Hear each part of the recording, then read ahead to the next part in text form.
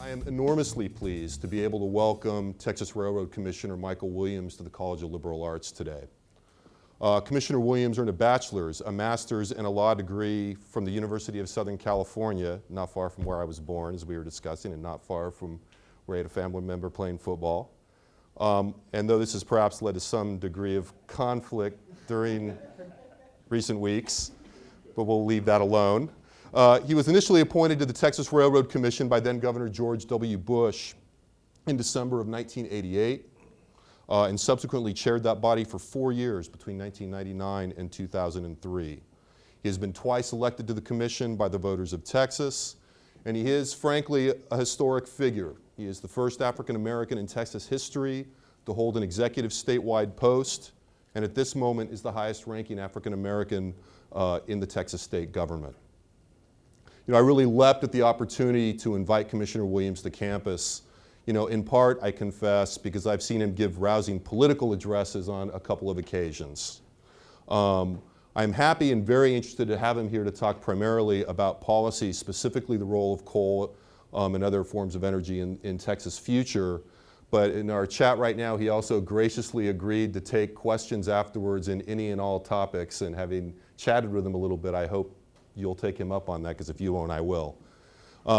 So please join me in giving a warm welcome to Railroad Commissioner Michael Williams. Welcome. Thank you. Thank you. Thank you. Thanks a lot. It's my pleasure to have an opportunity to visit with you, and I thank you for the introduction. And Dean, it's good to be with you, Professor Roberts, and Gwen, thank you. Thanks for not only the invitation, but also for all the work you've been doing with us on a very, very important project that I'm engaged in right now. You've already seen I'm a little bit different. You know, I tell people I wouldn't stand behind something like this unless I thought you were going to shoot at me, and we ought to be fairly safe right now. I'm an old litigator, so I like to get close to my jury, and so that's what I'm going to attempt to do. Look, you know, I've been asked to sort of talk about energy issues, but if you don't mind, let me just spend a fair amount of time talking about energy, and as I mentioned to Jim, I hope you will take me up on the invitation to ask me whatever about politics or policy that may sort of cross your mind. You know, one of the things I do, though, that is sort of customary, and I've done it in the 7 years that I've been a commissioner, is not only sort of thank folks for the invitation, but sort of thank you, because the people of Texas were kind enough in 2000 and then in 2002 to elect a bald head guy that wears bow ties and cowboy boots and send me to the Railroad Commission of Texas, and so I thank you. And if you weren't part of that group, don't worry about it. In about 2008, you'll get another chance. So, you know, but the other thing is that there is a person who made it possible, as was mentioned, for me to be a member of the commission in the first place, and that's the person who appointed me. He used to be our governor, who's now our president, and that's President Bush. And the interesting thing is that the president and I have known each other for a fairly long time. It goes back to when we were members of the United Way of Midland together back in 1980. And even though I have now run for statewide office twice, the first time I ran for political office was in 1984. I ran for county attorney in my hometown of Midland, Texas. And I had a good campaign manager. His name was George W. Bush. And we got absolutely clobbered in the Republican primary. So then I went off and worked for President Reagan and then the first President Bush. And so I continue to thank my good friend for giving me the opportunity to serve you and be on that strangely named thing called the Railroad Commission of Texas. I know somebody's gonna ask me, so let me get out of the way. What do you do, and why is it called the Railroad Commission? First of all, I had nothing to do with railroads. We have 800 employees, no really, we have 800 employees at the Railroad Commission of Texas. And at the last legislative session, we had 24 that dealt with railroads. They dealt with safety, where there's a crossing guard and an electronic warning device. And so we asked the legislature, because we want to create and expand and enhance upon what we believe is the premier state energy policy agency in the country, we wanted to enhance upon that. So we said, look, move the rail division from the Texas Railroad Commission to Texas Department of Transportation. There's some other energy-related activities elsewhere in state government, move that to the Railroad Commission of Texas, and oh, by the way, change the name. And the legislature did a lot of what we asked. They moved the 24 employees to the Texas Department of Transportation. They moved some of the energy-related activities that we had identified to the Railroad Commission of Texas. And they said, oh, by the way, we're not changing the name. That's your government at work. And so today I have absolutely nothing to do with railroads, but we're still called the Railroad Commission of Texas. You know, obviously it's a name that goes back 100 plus years and back to the point when crude was actually transported by rail, but that's not the case today. And as you know today, what we do primarily is we're engaged in the regulation of oil and gas production, mining, predominantly coal, some uranium mining, pipelines. We have the largest smorgasbord of pipelines of any state in the country. 280,000 miles of pipe run underneath Texas. And in addition to that, the fossil fuel directed alternative fuels such as LPG, CNG, and LNG. So that's basically the jurisdiction. What I want to do is spend some time talking about what I think are sort of the big energy challenges that we have in the country.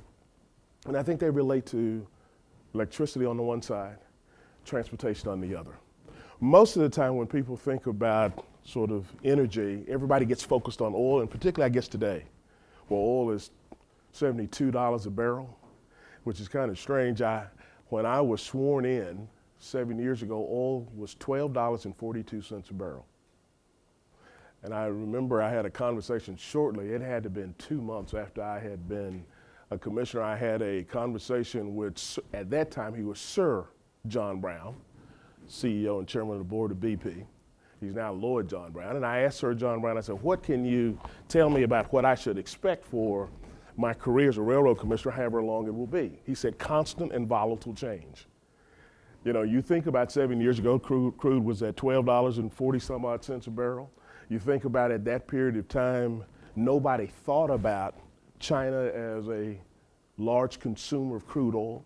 We actually every year have something in the Railroad Commission of Texas that we call the State of Industry. We invite all of the players in the oil and gas industry and other energy-related activities around the state to come to the commission, talk to us about what they think is important. And at that time, crude oil prices were enormously low and the room was packed. And we had operators, one after the other, come up in front of the three commissioners and just lambast commissioners about why prices were so low, and they wanted us to go out and sue the Venezuelans and sue the Saudis for dumping crude on the market, all kinds of things. And former railroad commissioner and former Congressman Ken Hands came up and he said, why don't you guys leave these commissioners alone? What you really need to do, quit fussing at them, go to China and see if you can urge the Chinese to quit riding bicycles and buy cars. Well, it didn't happen exactly like that, but that's exactly what happened. Just Chinese were using about 3 million barrels of crude a day. Today, they consume about 6 million barrels of crude, and just in '04 alone, they increased 1 million barrels of crude in 1 year. That was a 19% increase in Chinese consumption in '04. That's 40% of the global increase in consumption of crude, the new increase in consumption of crude, driven by one country that has enormous opportunity because of its population for increased demand. But in terms of the challenge that we have, I think it really comes down to what we're doing in electricity and what happens in transportation fuel. So the electricity side, most of us typically don't think about the energy demand from electricity. But if you think about across the realm there, 40% of our energy demand goes to the generation of electricity. Only 30% of US demand of energy goes for the consumption of transportation fuels and another 30% for heat. And when you look at that 40%, that's electricity. The interesting thing that we see, demand's going to increase. Because what do? You got a DVD? Yeah, you know you got a DVD. You got a DVD and a CD and microwave and BBDs. Well, that's something else. But that's something else. But that doesn't plug up. But anyway, you got all that stuff that we plug up that's burned up in electricity. And now today, when we look at across the country, 50% of the electricity we generate in the country comes from coal. About 30 some odd percent comes from, well, nationally about 25% comes from natural gas. Nukes take up another anywhere from 8 to 10. And then fuel oil, and then the renewable sustainables do the balance. In Texas, we've got it somewhat flipped because for us, about 50+% of our electricity is generated from natural gas and about 38% of it's coal. So we've got it flipped from what is happening nationally. But you know what the challenges are if you think about 50% of electricity nationally comes from coal. What's the big challenge? Folks think it's dirty. It's all that junk that goes up, all the emissions. And so we've got to figure out a way, quite frankly, to continue to use coal. Because we can make electricity cheaper using coal than we can with natural gas and fuel oil. And right now it's a whole lot more efficient than wind and solar. So we've got to use coal, and we want to use it for another reason. We in the US, we're the Saudi Arabia of coal. We've got a 250-year supply of coal at today's levels of consumption. We got a bunch of coal. So we need to figure out a way to use it. One of the things that I've been doing and been engaged in since 2003, when Governor Perry named me the chairman of the state's Clean Coal Technology Council, is to try to figure out ways that we can use coal and use it cheap, use it not only cheap, but clean. And we're engaged now in a competitive process to win a grant called FutureGen. It's a federal grant. It's $1 billion. $750 million coming from the federal government, $250 million coming from a consortium of private companies to build the first near zero emissions power plant in the world using coal. Now, I realize when I say clean and coal, you probably say those two words don't collide in the same sentence, but they do. And what it is, it's a different way of using coal to make electricity. Currently what we do is we take the coal, and you've seen little bricks of coal, and we pulverize them and beat them up, then burn it. And what happens? You get nitric oxide, sulfurs, particulates, maybe mercury, CO2, other stuff emitting to the air. But then we try to capture it in some kind of way with scrubbers and other technology so that in Dallas and Fort Worth, non-attainment areas, or even near non-attainment areas like this, we don't continue emitting emissions. This process that we'll be using in future is called gasification. It's a chemical process. And it takes the nitric oxide and the sulfur and the mercury out of the coal before it's burned. And that process then creates a synthetic gas that's rich in hydrogen. And it's that synthetic gas with all the other stuff already pulled from it that will be burned to make the electricity. Now, some folks are also concerned about CO2, right? Because we've been told, whether we believe it or not, some of us believe it, some of us don't. I'm not sure, I'll tell you right now. I'm not sure about global warming, but, some of us are concerned, well, what's going to happen if the CO2 continues to go into the air? And so one of the things that this project is going to test is not just simply can you take out the sulfur and the nitric oxides and the particulates out of the coal before you burn it. Can you take the CO2 and store it? Put it underground and permanently store it. And so that's the other big feature of FutureGen, is to take that CO2 and put it in the ground and store it. I'm happy to say, Gwen, that we've identified 2 sites in Texas where we're going to propose that the FutureGen Alliance builds that plant in Texas. One of them's out in West Texas, near Odessa. One of them is in East Texas. I'm calling it Central East Texas, near the Jewett. It's in Leon County, but it's at the mouth of one of our lignite mines in Jewett. But in the Odessa site, we had to figure out where to inject that CO2. And the University of Texas, you own all that land out there. That's to benefit the PUF Fund. And we're in the middle of negotiations that look very, very well right now for us to partner with the university so that we can inject that CO2 that's required in this project on university lands. And so I thank you again for all of your help in arranging for those conversations. But that's part of it. The other thing that's interesting about FutureGen is that we've got aging oil fields in the state. And you can use CO2 to bring new life to aging oil fields, oil reserves. Today in the country, in West Texas, in the Permian Basin, we lead North America in enhanced oil recovery using CO2. And so this CO2 now can also provide new life so we can bring up new barrels of crude. Now, that's on the electricity side, but what about the transportation side? I think all of us are probably getting a little nervous about where gasoline prices are going. I know I am. I have to drive, my wife and I maintain a home in Arlington, but by law I have to live here. So I vote here. Let me look in the camera. I vote here. My driver's license says here, and I have an apartment here, but the wife is in Arlington. So I make that drive every week. So I know how much gasoline is, you know, and I recognize the increase in gasoline prices. And what's interesting is about 66% of the crude we consume in the country right now goes for transportation fuels. Another 25% goes for industrial purposes, and you know, we've got about 6.5% of the next goes for the generation of heat for residential and commercial customers, and then only about 2% is used for electricity. So what do we do about crude?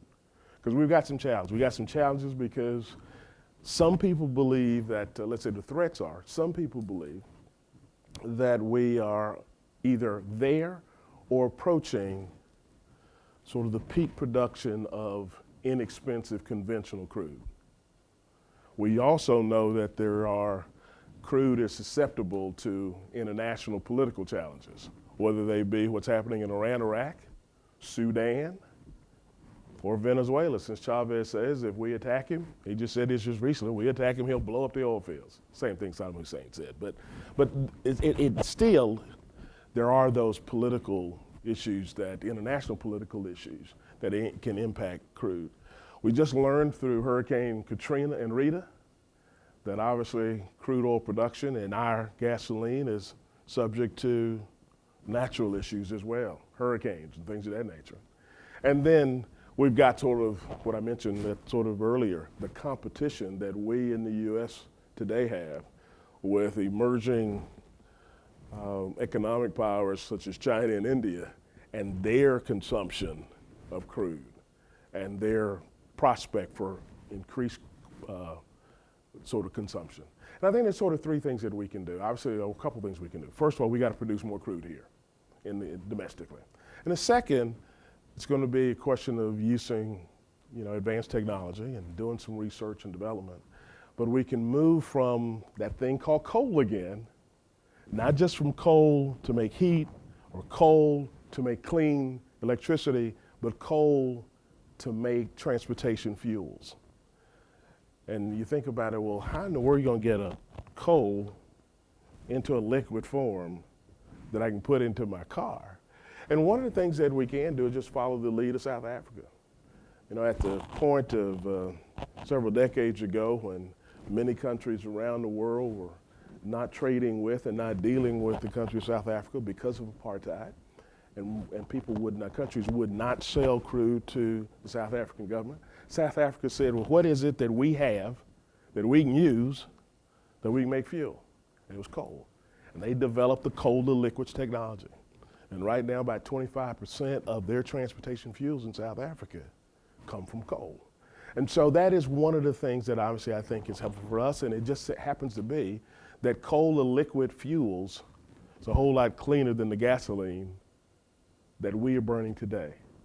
The coal to liquid fuel that South Africa burns today is cleaner than the gasoline that we burn. In addition to just producing more crude here, moving from coal to liquids technologies, I think it'd also be helpful for us, obviously, to look at what we can do in terms of production of crude and oil shales, and then, of course, move to the biomasses. You know, those corns and switchgrasses and wood chips. That's going to require an enormous amount of sort of technological development for us to be in a position to do that. So those are sort of what I think the energy challenges are for us, and what some of those answers might be. And we'll continue to see what we can do to move the country down the road to get there. I'm excited about what we now have on the plate in terms of Future Gen.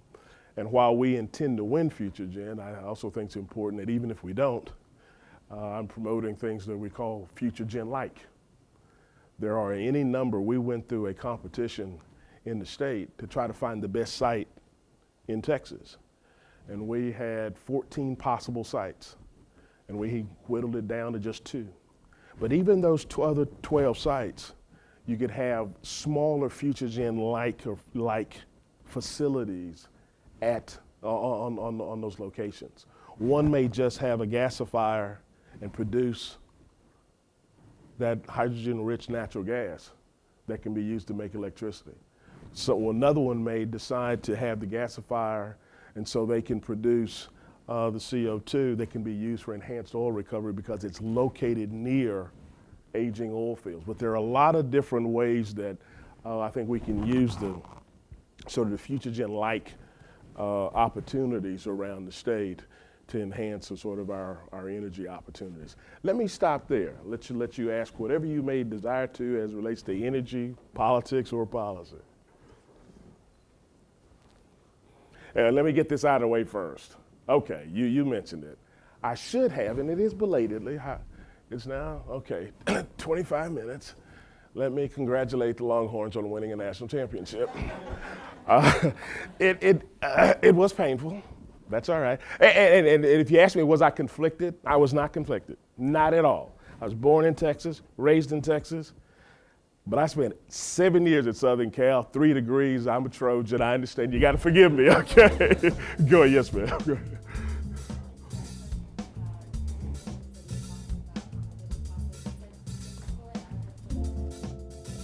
Well, it's a chemical process, and so what ends up happening, and I'm not the chemist, but let me give you the non-chemist lawyer explanation.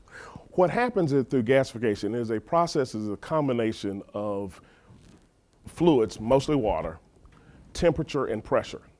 And what it does is make different combinations. And so what's there combines to make synthetic gas, combines to make CO2. And the only thing that really is left is a slag of sort of small amounts of basically sulfur.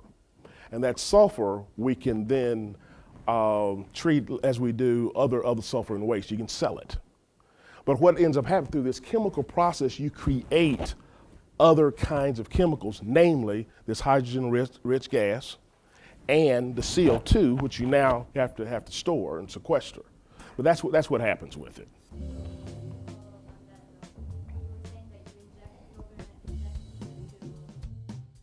Well, I mean, that's part of the test. I mean, that's part of the test. And we would argue with you that no. Think about what we do. Every year in the Permian Basin, we inject 20 million tons of CO2 in the Permian Basin every year for enhanced oil recovery. This project in FutureGen is to inject 1 million tons. So what we do right now is a magnitude of 20 to 1 more what we do right now. Now, admittedly, in the CO2 EOR that we do in West Texas, we put the CO2 in the ground, crude oil comes up, you separate the crude and the CO2, you put the CO2 back in the ground. So it's not designed to stay there. This is designed to stay there permanently. But God has been real good to Texas.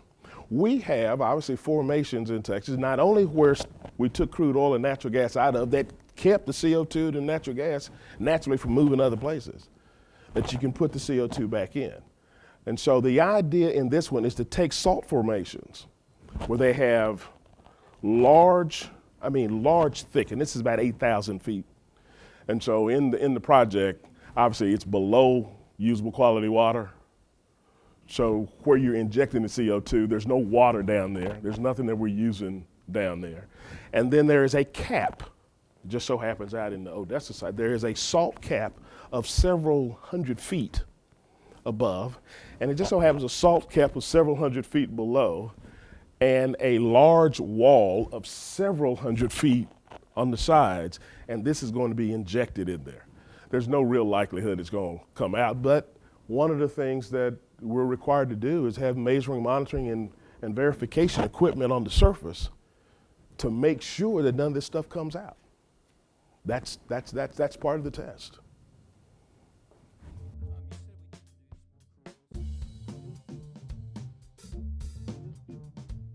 I favor, and I think for a couple reasons. I mean, we would have, if the bill had not been vetoed by former President Clinton in '97, we'd be able to produce about 1.5 million barrels of crude out of the ANWR. And if we were producing 1.5 million barrels of crude, obviously that's 1.5 million barrels of new supply. And that new supply would be extremely helpful right now, as we recognize that the Saudis have been telling us for some period of time that if they needed to, that they could produce more crude in Saudi fields. And now we realize that we're at these $72 barrels that they can't turn the spigot back on. They're at maximum capacity or very near maximum capacity right now. I know some people have been concerned about what's the impact environmentally production. We've been producing in Alaska for some period of time without environmental questions. And the footprint of today's production is much smaller than the footprint, sometime before.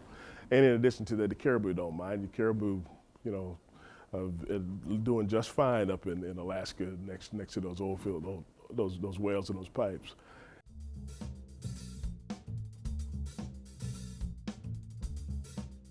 It's an environmental project. The real purpose for FutureGen is twofold. It's to recognize that we have to continue to use coal to make electricity in the country because of the large dominance of utilization of coal, particularly nationwide, and even for us in Texas because it's such a large part of our economy. The reason that, irrespective of how expensive you think your electricity charges are, the reason that our electricity charges generally run much cheaper than our counterparts elsewhere is because we have two fuels, natural gas and coal, that we don't have to get from anybody else. But beyond just using the coal to make electricity, as I said, there's a twin goal, and that other goal is environmental. We've got to make sure that we don't continue to use coal in a way that emits mercury into the air, that emits sulfur and nitric oxides and VOx into the air. And so that's what this is. And we know that you can remove those matters. Eastman Kodak, now Eastman Chemicals, but when it was Eastman Kodak, they had been using gasification to remove mercury from coal through their gasifier because they recognized that when they were making film, mercury had some way of ruining film. And so they learned 25, 30 years ago to remove the mercury through a gasifier. We also know that we can remove the other matters through gasification. What we've never done before. So I mean, the country has an experience in using coal gasification to remove those products. The country has an experience, as I mentioned earlier, in using CO2 for enhanced oil recovery. The country has some experience in burning synthetic gas to make electricity. We've never done all of them at the same time. But the environmental piece is the large piece to the FutureGen sort of vision.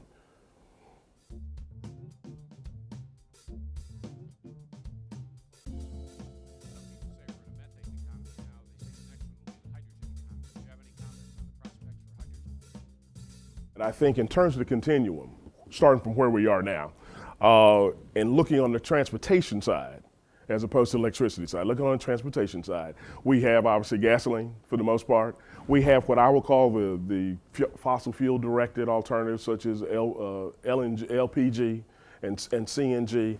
And then as you look at, I think, sort of coal to liquids, and I think hydrogen is probably out sometime. I realize the president has said that he'd like for us to be able to drive around in our jets and hydrogen fuel cars by 2025, and we may or may not get there. But we'll have to figure out some kind of way to commercially make the hydrogen. Interesting thing, coal gasification gives us a way to create the hydrogen that will be needed for that hydrogen economy. I think we'll eventually get there. But in the meantime, I think the transition, and part of that transition is going to be things sort of like coal liquids in the meantime.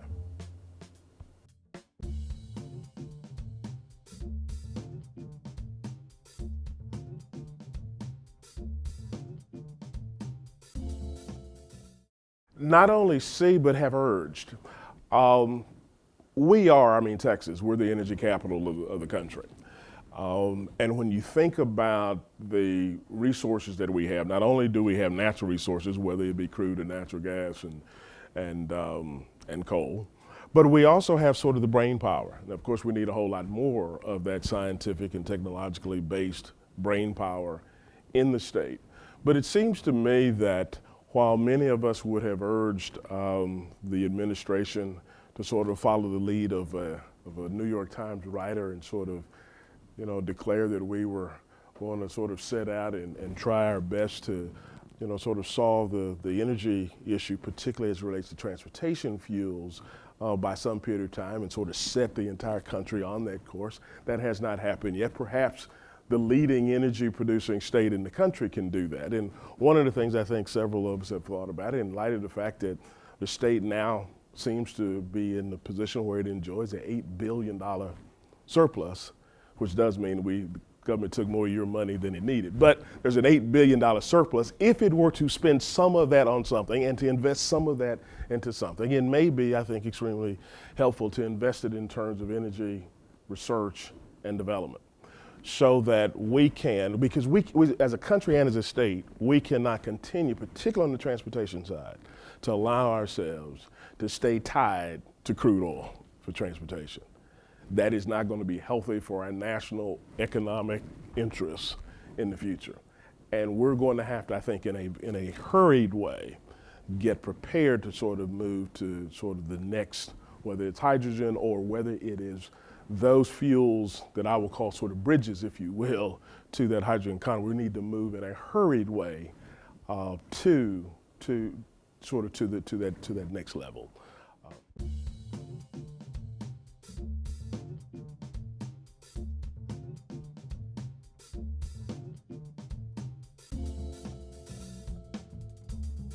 Well, when I was, I've had the occasion to sort of teach on 3 or 4 different occasions, an adjunct to teach a graduate level public policy course. And, we always try to talk about sort of policy agenda streams.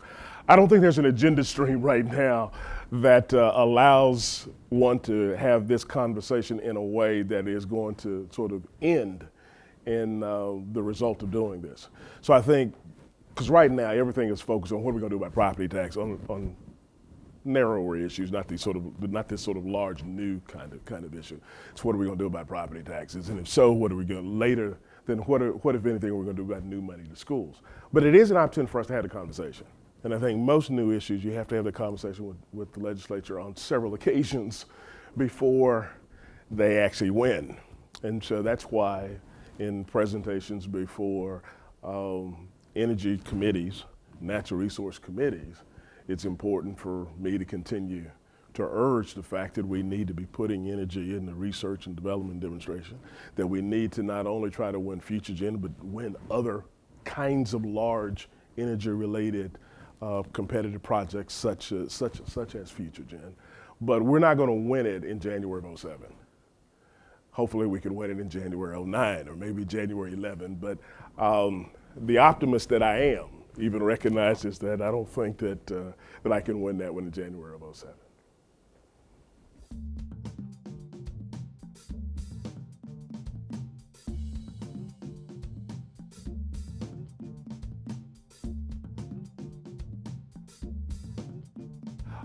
As it relates, there was all of the states who were interested in putting forth responses were asked to give their notice of intent to submit several weeks ago. And 9 states raised their hand and said, look, we think that we want to participate in this Future Gen project. But of those 9 states, there were combined 22 different sites. And we have yet to submit our responses, and we'll submit it on May 4th. And we've already made a determination we're going to submit too. But I would imagine there are going to be several states that will submit too, and that's because the RFP allows states to make more than 2 submissions. Now, why 2, and why not just 1? What I did is that, as I said, we had a competition, basically sort of like what we're having at the federal level, among the state, and asking various councils of governments around the state to help us identify what they thought would be the best site, recognizing what were sort of the major pieces of the RFP. Where's coal? Do they have rail lines to rail it in? Do they have pipeline to get the hydrogen and the CO2 out? Is it in a hurricane environment? Does it have seismic conditions such that if we had an earthquake, then maybe you might end up having a release of that CO2 that was in those in that formation that I thought would be obviously enormously safe. So there's a whole range of obviously criteria that we have to sort of attend to.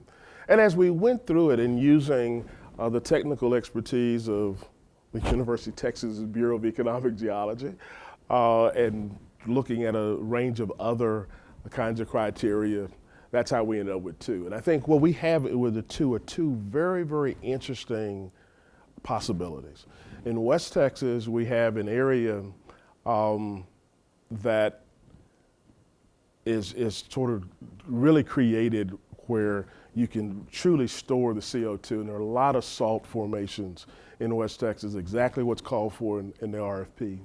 And you've got this piece for CO2 EOR where we can actually generate dollars from the use of the CO2. But that coal that's going to be used in that project out there, if it wins out there, that coal's going to have to be railed in.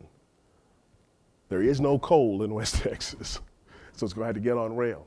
The East Texas side gives us a very, very different opportunity. That's at the mouth of a Texas lignite mine. That is Texas coal. Most of us don't, unless we're in the energy business, didn't even know Texas had coal. It doesn't look like traditional coal. It looks more like dirt than it does coal. It's not a brick. It looks like a bucket of dirt, but it burns and it's coal. But it's at the mouth of a Texas lignite mine. And so it gives us the opportunity to put forth lignite. And across the southern part of the country, much of the coal that's across from here to Florida is lignite. It's Gulf Coast lignite. And so that may be attractive to them. So they have two very, very different kinds of proposals that they'll have an opportunity to look at, and they'll make a decision as to which one, hopefully, which one of those two, as opposed to which one of the other 22 will get elected. In terms of sort of competing interests, you mean between crude and natural gas or producers, and what do you mean?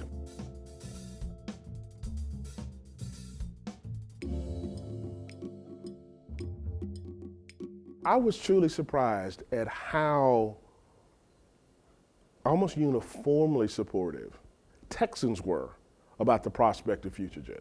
Now, we spent a whole lot of time going back a year and a half ago, going around the state and sort of doing workshops.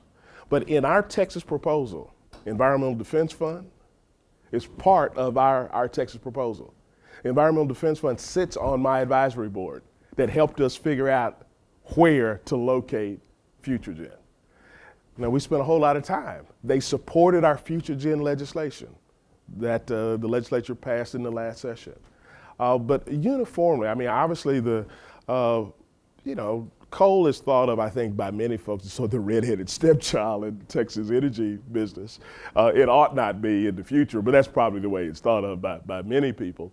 And oil and gas producers supported FutureGen. I think in large part, the ones out in the Permian Basin really like it because of the prospect it's going to have to provide more supply for CO2. And natural gas producers recognize that technology is being enhanced for CO2 natural gas enhanced recovery.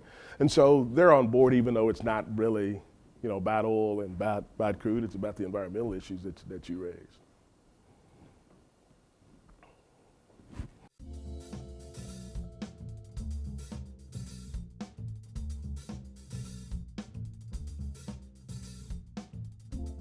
Well, let me first try to deal with the question with regards to alternative fuels.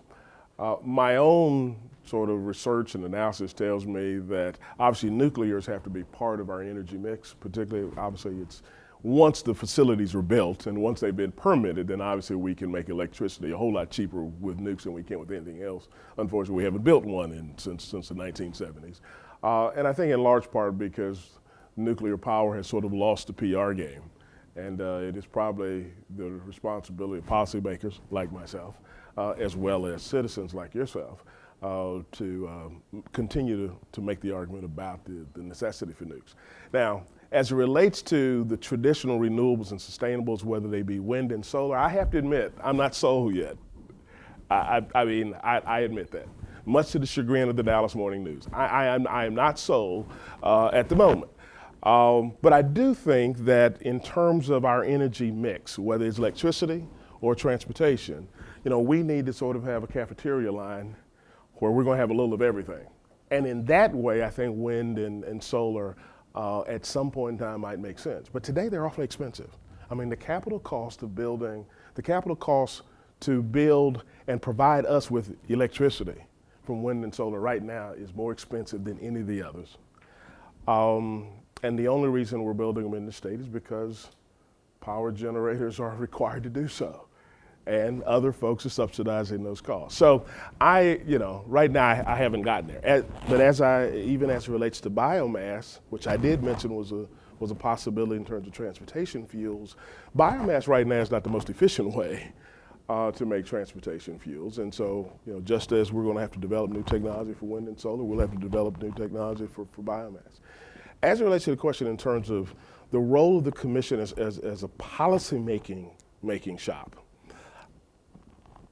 that's what I think we see as, while the Constitution basically sort of drafts us as a regulatory body, I think all three of us recognize sort of the responsibility and the role that we have as policymakers, and that's part of why I'm here. And that's part of what FutureGen is. I mean, that's trying to sort of tell us about the direction, the new direction, or what we perceive to be the direction about where we think we ought to take the state and the country. And I think all three of us spend a fair amount of time not only talking about our regulatory responsibilities at this legislature, but talking to members of the Congress about what we see as sort of the policy needs of the country, the policy cuts that we think that we as a country ought to be making. But the role has changed traditionally. I tell folks, my good friend, former Commissioner Hance, when he was a commissioner, all he had to worry about was production. And I've got to worry about production, environmental concerns, safety concerns, as well as tomorrow. And they didn't have to worry about tomorrow as much because when they were commissioners, right there a couple blocks away at 1701 North Congress, three guys could set the price of crude around the world. That's not the case for today's railroad commissioners. We don't set the price of crude around the world. That's changed. That's changed considerably since the 70s. And so what we've got to do is figure out how to put the state and the country in the best position to respond to prices that are being set around the world. And part of that response is avoiding the volatility that is created by, to some extent, the issues about, as I said earlier, about concerns about peaking oil supply, the susceptibility to political issues in other parts of the world. How do we move away from that is sort of what our policy challenge is.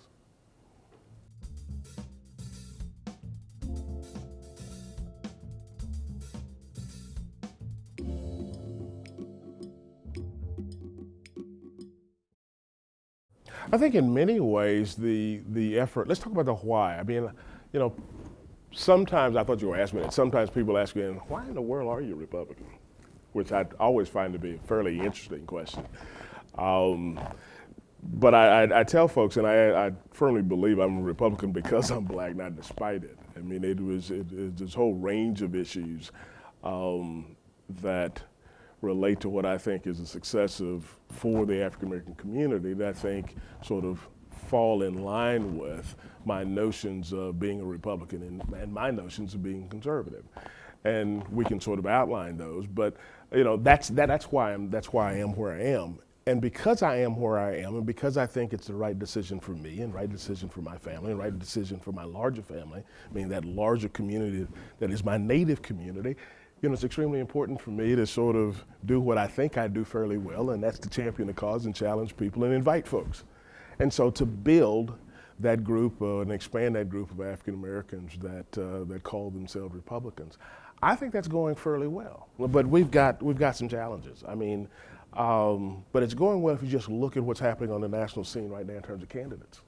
You have an African American who now has the nomination for the United States Senate in Maryland, the current Lieutenant Governor. You have an African American who as a Hall of Fame football player that played for the Pittsburgh Steelers. I know him as a average long jumper on the USC track team when I was an intermediate hurdler on the USC track team, Lynn Swan, running for governor of Pennsylvania, an African American Secretary of State running for governor of Ohio, an African American running for the United States Senate in Michigan. So, I mean, right now, if you look at what's happening in terms of statewide elections, there are more African Americans running for statewide elections. I mean, the top 2 seats as Republicans than there are as Ds.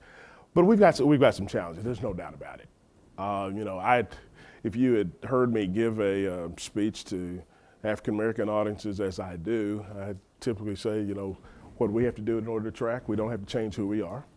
But we do have to remember some things. I mean, when we see wrongdoing, we got to say we see wrongdoing. You know, when we see something stupid, we got to say we do see something stupid. And I'll share an experience with you. It had to have been maybe five election cycles ago. And you may remember when some knuckleheads were going across the South burning churches. And at the time, I was giving advice and counsel to Republican candidates who were running against Democrat incumbents for Congress. And somebody finally burned a church outside of Dallas. And I said, you know, you might want to send out a press release to say that the burning of this church is a bad thing. You're running in an area where that congressional district is about 35% African American. And the candidate called me back and he said, well, Michael, I talked to my advisors and they said that I shouldn't do it. And I said, no, think about it again, call me back. And he called me back and he said, my advisors told me, don't do it. And 2 things happened about that I think is instructive. The first one was my wife and I were going to hold a fundraiser for this candidate at our home with what I would call non-traditional African-American Republican donors, black folks. And Donna said no man was going to come into her house and raise money who didn't have the sense to say the burning of a church was a bad thing. So that's the first thing that happened. Second thing that happened, you know, he had all these proposals where he wanted to talk about, you know, school vouchers and how you move mothers from welfare to work and entrepreneurship. He had all these great ideas, you know, these great initiatives on paper. And he called me and he wanted to know why African-American ministers wouldn't call him back. And I was reminded of something that Lee Adwater said years ago. He said, you know, people don't care what you know until they first know that you care. One of the things that we have to do as a party, when we see stupid stuff, is to say it's stupid. One of the things you'll probably hear me talk about at this convention is what I think is the role for us as, not Republicans, but the role as Americans in terms of Sudan. And not only in terms of our giving to humanitarian efforts and not only our praying, but, you know, on 2 occasions, unfortunately, I've been trying to talk to our pension fund, Texas pension fund directors for Employees Retirement Fund, as well as Teachers Retirement Fund. My parents are retired teachers. And see if we would encourage those funds to divest in companies that are doing business in Sudan. So, I mean, all of those kinds of things, I think, will inure towards us making some progress. And if we had not made progress in terms of the African-American vote, George Bush would not be president today. It's what he was able to do in moving in Ohio from 9% to 14%, what he was able to do in Florida, in sort of the same kinds of magnitude of increase in African-American votes, allowed him to be president today. And I've had a lot of fun. You probably heard me, and I'll share it with them. You probably, you know, in the last election cycle, I got to go around the country as part of a trio and going into predominantly African-American audiences. I had on one side, I had Miss America from 2003. And on the other side, I had boxing promoter Don King. I had the beauty and the beast. But if you haven't campaigned with Don, you just haven't campaigned. I mean, there's nothing like campaigning anywhere with Don King. We were in front of a train station in New York City. Don was standing in the middle of the street with 3 lanes of traffic going this way, 3 lanes of traffic going the other way, 2 American flags standing in the middle of the street. Vote for George Walker Bush. Vote for and I mean, traffic stopped. Because when you see a troll doll standing out in the middle of the street, you know, I mean, traffic just stopped. I mean, but Don was just phenomenal in campaigning for the president, and I'll do that. I think the other thing that's happening on that front is that with Michael in Maryland and Ken in Ohio and Keith in Michigan and Lynn in Pennsylvania and hopefully myself and Wallace and Dale here in Texas and other African-American statewide elected officials, that generation grew up in, or at least as products in close proximity to the civil rights movement, and understand sort of the necessity, understand sort of movement politics, and I think understand that real notion of maintaining a understandable connection with the African American community. Because I think most African American voters, the first thing they want to know from us probably isn't about clean coal. They first want to know you're still black. And I have this phrase about saying that I think what you're seeing in this generation are folks that in many ways are fundamentally conservative but authentically black, and there's no question that they're black. And that's going to go a long way in terms of expanding the opportunities for African Americans, expanding sort of the attraction of African Americans to the Republican Party will be elected officials and African American elected officials and others who least that old canard about they've left us isn't part of what won't be as easily made. Yes, anybody? If there are no other questions, we're going to thank you very much for coming. Thank you. My pleasure. Thanks very much. It was really Thank you. quite good. Thank you.